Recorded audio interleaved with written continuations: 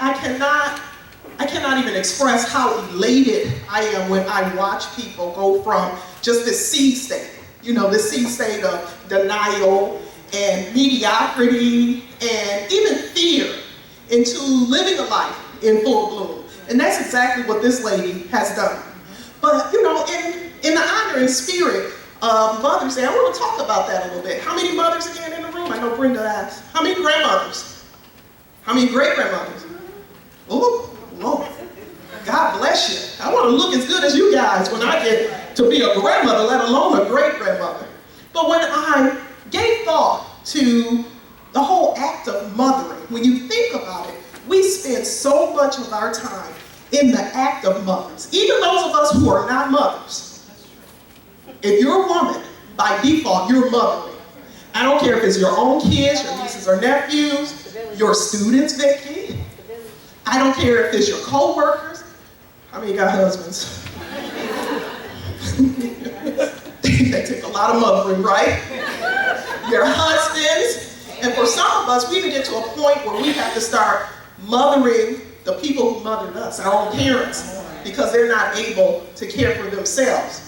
And with all this mothering going on, we are so negligent in mothering the one person who needs it the most, ourselves. Ourselves. I went back and giving this some thought. I went and I decided I was going to look up the word mother. Not the noun, mother, but the action verb, mother. And when I looked it up, the definitions, two of them read, to bring up with care and affection, and to give birth to. Keep those two definitions in mind. To bring up with care and affection. As a mother of four, I have 4 children, okay? Ranging from 22 to, I don't know, that child. Let's say 11, okay? 22 to 11.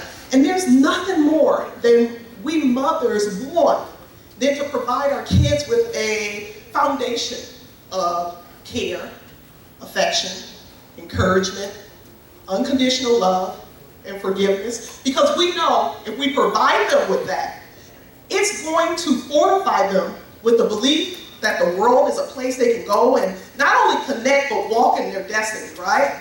And that's what we want for our kids. But with all of that, again, we have failed to provide ourselves with care, affection, unconditional love, forgiveness, encouragement. Because we really, at times, start stifling our voice, not honoring our voice. Because women, oftentimes, we're taught that we're supposed to self-sacrifice. We're supposed to not live a fulfilled life. I've had clients over the years to tell me they were raised and told by their parents not to expect a good life. Can you imagine that? Not to expect a good life is not in the cards for people like us. When that's the seed that's planted, that's the life you live. That's the life you live. This is one of the most, I can remember a woman, I was in a conference event similar to this, and after I finished speaking, there was a woman who came up and she said, I look forward to being admitted into the hospital. She had a chronic condition that, would flare up from time to time. She said, but when I get to the hospital, that's the first time I have time to myself. Time other people can care for me. Just think about how sad that is, that physiologically her body, instead of her verbalizing what she needs, her body will react to get her what she needs. So how many of us are even struggling with illnesses that really started out as an emotional issue, that's now manifested itself in a physical issue? There are some pretty alarming statistics. 12 million women per year are diagnosed with depression. 13 million women per year, this is in this country, not worldwide, diagnosed with an anxiety disorder. Women experience depression and anxiety twice as much as men. Twice as much as men. However, even as alarming and sad as these statistics are, I can tell you today that you don't have to be one of these statistics. And even if you found yourself at one point or another in your life as one of these statistics, today's the day you can say no more. Today is the day that you can say, you know what? I'm going to commit to start living my life in full bloom because I'm worthy and I deserve this. And so I'm going to talk about some things we can do to really start honoring ourselves. But before I get there, I want to talk about the second part of that definition of mothering. We said the first was to bring up the care and affection. The second was to give birth to. Now, in a literal sense, of course, we're thinking of the action of childbirth. And those of you who've had children, you know what that's about. But from a spiritual standpoint, I believe that giving birth doesn't stop at childbirth. A lot of times, many of us believe that once that umbilical cord is cut, the birthing process is over. But I'm here to tell you today, right? I'm here to tell you today that we were intended to live a lifetime of giving birth over and over and over again. Giving birth to new ideals, new inspirations, new heights, stretching your possibilities. And this is what we have to remind ourselves that we have to do. Giving birth is something that we all, women, men alike, mothers, non-mothers alike, should be engaged in on a regular process. You all are giving birth today because I walked in the room late and I'm like, whoa, there's a lot of energy in this room. There's a lot of seeds being planted. And I encourage you all to just take all this inspiration and motivation that you've got and really use it as the fuel behind you to make these things happen that you desire in your life. So 3 steps to really implement to start mothering yourself. The first, well, you know what, I'll watch the time, but we're going to go over a few more steps. But one of it is I want you to step 1 to, again, honor yourself. It's such a huge contradiction for us to demand, desire, and invest in a life for our children and others that we don't demand and desire for ourselves. How many of you have invested in a child's lesson? Any lesson? Hockey, basketball, piano, we do all this stuff. When our kids show some type of interest in something, we're the first to try to fortify that. 2 weeks later, they can say, I'm done with that. The money's still going, right? Look, I'm here for a saxophone now that's sitting in the closet. But this is what we do as mothers because we want more for our children. I want you to take that same attitude and apply it to yourself. Yeah. Take that same attitude and spirit of investment, just like you invested to come here today, and apply it to yourself. Because it's a contradiction to tell your child that they can be the best they can be and you're not being the best you can be. Kids learn by example, not words. So they're watching. So as you go back and you continue to engage in this wonderful life that you're getting ready to envision and plan out for yourself, and I hear Tammy talk about strategies. As you get ready to do that, understand, they're watching. Not just your children, other children as well. They're watching. And you can make a difference in just injecting more potential, compassion, and love in this world. I want to talk about another step, and that's rediscovering you. In my book, Bloom 7 Steps to Personal Transformation, that's the first chapter, the longest chapter in the book. And people have asked, why is that the longest chapter? It's the longest chapter because this is where a lot of us start disconnecting with our passion and our purpose. We lose ourselves. We lose ourselves very early on because we're told by others who we're going to be. We are told by others who we are. You're the smart one, or you're the pretty one. Oh, that's the fun one, or that's the bookworm, or this is that person. And before we even have a chance to know who we are, people have already labeled us all over our body. Labeled us. And sometimes those labels, they put them on with crazy glue, or cement, whatever. You got to get a chisel or hammer to get them off. And many people will find themselves 3 decades into life, 4 decades into life, 5, 7 decades into life, still not knowing who they are because it was stifled in them early on. So it's so important for us to reconnect with who we are. Life circumstances can take us away from who we are. That happens all the time. You know, life is all about, we have different things that happen that really can divert our attention and cause us to just really start more and more stepping away from who we are. And if we can't connect with who we are, it's very difficult for us to connect with our passion. And everyone has a passion. Everyone does. When people say, well, I heard someone recently say, you know, I don't have a passion, or I don't know my passion. And I think it was the guy that wrote The Alchemist, Paulo Coelho. Some of you have read that. He said everyone has a passion. People just say they don't have a passion because they know when they speak it, then they're going to have to honor it. So it's a lot less fearful to say, don't have one, than to say, I really want to do that, and live with the agony of not connecting with that. Rediscovering you. At the, a young child, I was that tomboy. My parents had a Cub Scout troop. I joined the Cub Scouts. Not officially, but I was the one who joined that Cub Scout. When I was born, doctors actually told my mom and my dad that they had a boy. And it was 2 girls already at home. Don't look down here, nothing was removed. All female. But when my father heard he had a boy, he thought he had a boy, he was excited. You know, back then they weren't in the delivery room, and my mom had a baby, and then something happened, and she lost consciousness, but they told her that she had a girl. So when the nurses brought me into the room, they go, here's baby girl Bolton. And they're both like, no, we had a boy. No, you had a girl. They go tearing off diapers, and sure enough, I'm a girl. Of course, I'm too young to understand the significance of this. But there had to be something, even on a spiritual level, that made me into, I'm going to be that boy my daddy always wanted me to be.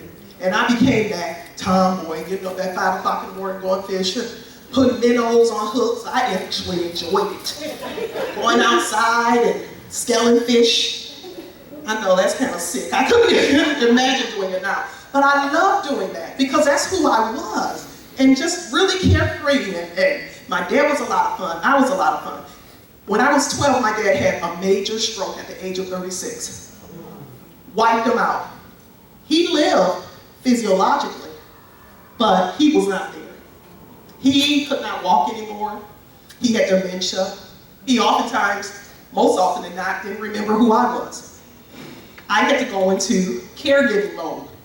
So from the age of 12 until I left home for college at 18, I was that caregiver. That wasn't me. I was that nurturer. That wasn't me. I was that very structured, organized person.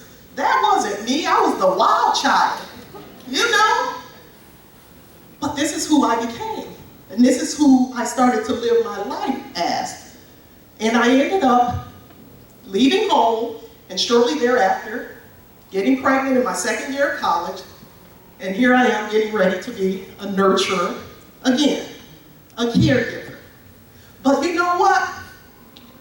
That memory of who you truly are is always there. And it's always nagging at you. So even if you're not connecting with it, it's nagging. That discontent, that feeling of discontent you have, that's that nagging feeling that you're not connecting with it.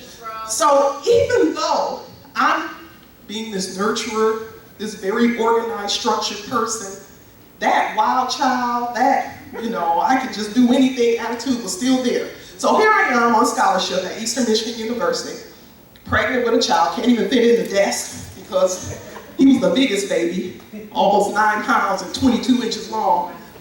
And I go into labor. Like they tell me my due date's Christmas Eve. I'm happy, I can make it through finals. This child, the last day of final, him, Bridget, he decided to make his entrance. I'm like, oh my God, I got 4 finals, I'm on scholarship. What am I gonna do? I went to go take those finals. Because that's what a wild child would do. Crazy wild child, right? I went to go take those finals, 4 finals. Then told mine, who would later become my husband, take me to the hospital. I later delivered my son. Graduated 2.5 years later, magna cum laude with honors, the only black student in the honors program at this school. Okay? But again, all these accolades I was achieving served as a great distraction to the fact that I wasn't still connecting to my true self. We wear the mask, right, Brenda? Mm-hmm. Served as a great distraction. So I did what a very structured, nurturing person will do. I remember when I got pregnant, my mother and my ex-husband's mother said, get married. You guys got to get married now. And I'm like, I'm like still under my parents' insurance, and it makes sense. I'll get married after I graduate. How about that? Okay. So I graduated 1994, started planning a wedding for 1995, because that's what a structured, nurturing person does. Have a child with someone, you're gonna marry them. That's what I did. Went on to have 4 more children. No, 3 more, I'm sorry, no, wait more. 3 more children, 3 more children. Still building up different accolades, trying to build my career, planning the best birthday parties a person could plan. Desperate housewife. Hadn't gotten to wine yet, no, I'm just. But then that nagging, it wouldn't quiet. It kept coming up more and more and more. Discontent. And I started reconnecting with who I was. I started becoming that person again that I like seeing in the mirror. The person that woke up in the morning ready to take on the world. And the more I started to reconnect with my true nature, the more the ex-husband started to say, I don't like you. And I understand why, because he married the nurturing, right? Encouraging, unconditional love. And he was a child who required that because his mother was absent most of his life. So I was, in a sense, that's why I said I had 4 more, Brenda. I was counting the ex-husband. He had someone, he was getting that mothering that he never got as a child. But it came to a point, it was like, enough is enough. I cannot do this any longer, or I'm going to live a very unconscious life. And it's amazing. Some of you know this. It's amazing how reckless you can become when you're unhappy. Right? Let's be honest. And then you start saying, who are you? You look at yourself in the mirror and say, it's not me.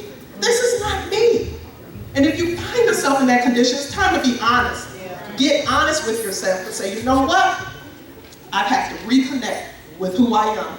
I have to live my life honestly and authentically, or it's going to be a life where you're alive, but you're not living. And many people are walking around like zombies. They're alive, but they're not living. They're alive, but they're unfulfilled. They're alive, but they're waking up each morning, going to jobs that they hate, perhaps living, paycheck to paycheck, in relationships that should have ended years ago, just total discontent. I had to realize that in reality, the life that God intended for me was one of beauty. Sometimes I'm really taken by religious figures who preach that this life is supposed to be a life where it's going to be nothing but burden. And you have to wait till you get to the other side to feel happiness. Because if God is our Father, right, and our parent, and many of us here are parents or have parented others, we know we want nothing but our children be happy. We don't want a life for them where they're going to wake up each morning not connected, not happy, not fulfilled. So I had to tell myself, challenge that mindset and say, you know what? I know God wants nothing but the best for me. And when I tell you, when I made that hard decision, when I decided to even get divorced, my mother was like, what is this child doing? You got 4 kids, you don't do that. She didn't do that. She stayed with my dad, and God bless her soul. This will be my 2nd Mother's Day without her. I'm wearing my purple bracelet in honor of her. But I had to do what I knew was right for me. And I had to do what I knew was going to be authentic for me. live an authentic life.